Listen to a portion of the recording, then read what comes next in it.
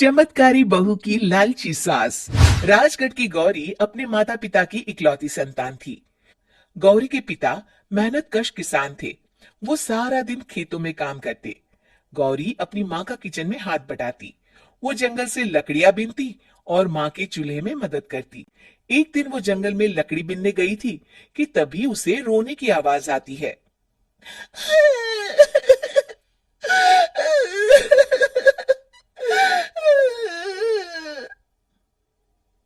अरे, यहाँ कौन रो रहा है? इस जंगल में भला किसी के रोने की आवाज? जरूर कोई जंगल में फंस गया होगा। वो देखती है तो उसे एक परी दिखाई देती है जिसका एक पंख टूटा होता है।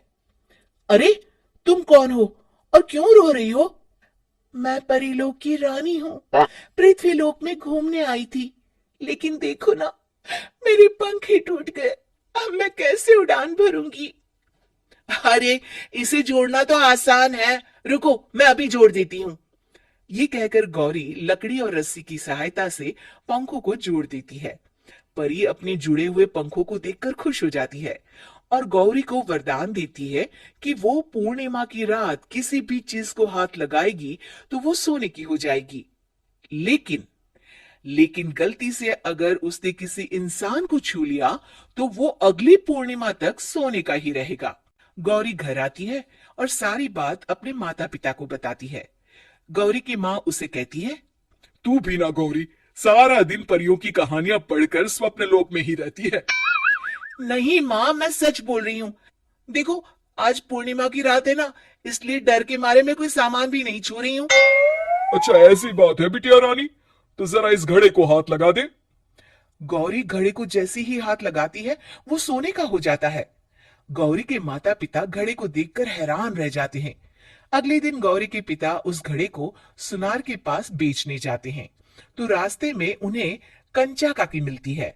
वो सोने का घड़ा देखकर गौरी के पिता से पूछती है, अरे गौरी के बापू, ये पीतल तो बड़ा चमक रहा है। अरे काकी, ये पीतल नहीं, सोना है, सोना। बेचने ले जा रहा हूँ। अरे, कहीं कोई लॉटरी लग गई है क्या? इतना सोना? गौरी के पिता काकी को गौरी को परी द्वारा दिए वरदान के बारे में बताते हैं। काकी गौरी के पिता की बात सुनकर सोच में पड़ जाती है और फिर अगले दिन काकी गौरी के घर आती है। गौरी के बापू, तुम्हारे लिए मैं एक खुशखबरी लाई हूँ। तभी गौरी की माँ पूछती है, क्या खुशखबरी है काकी?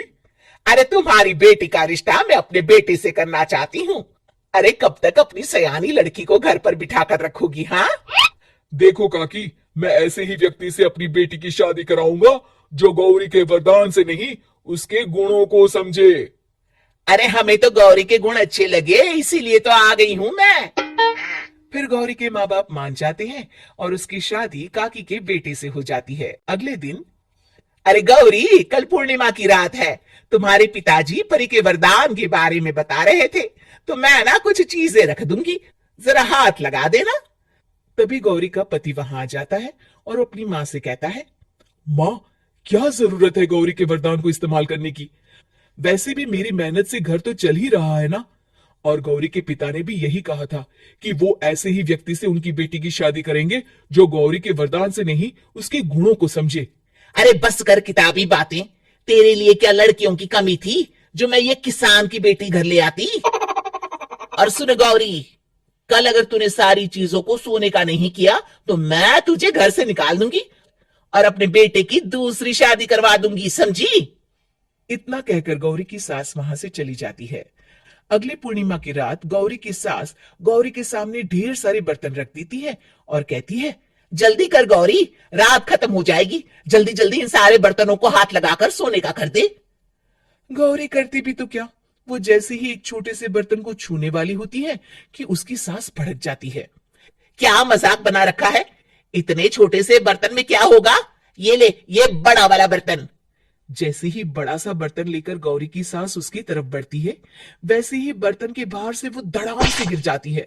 सांस को गिरा देख गौरी उन्हें संभालने दौड़ती है और वो सास को हाथ लगाकर कहती है, अरे सासू माँ, क्या हो गया आपको? कहीं चोट तो नहीं लगी ना? लेकिन जैसे ही वो हाथ सास से हटाती है तो देखती है कि उसकी सांस सोने की हो गई है। गौरी सोनी की सास को देखकर रोने लगती है और अपने पति से कहती है, मुझे परी ने कहा था कि अगर मैं किसी इंसान को हाथ लगाती हूँ तो वो अगली पूर्णिमा तक सोने का ही रहेगा। अब मैं क्या करूं? अरे करना क्या है, माँ को उठाकर अलमारी में रख दो। और हाँ, लालच का फल बुरा ही होता है। ज्यादा बड़े बर्तन को सोने का बनाने के चक्कर में माँ का ये हाल हुआ है। ये कहकर वो दोनों माँ की तरफ देखने लगते हैं।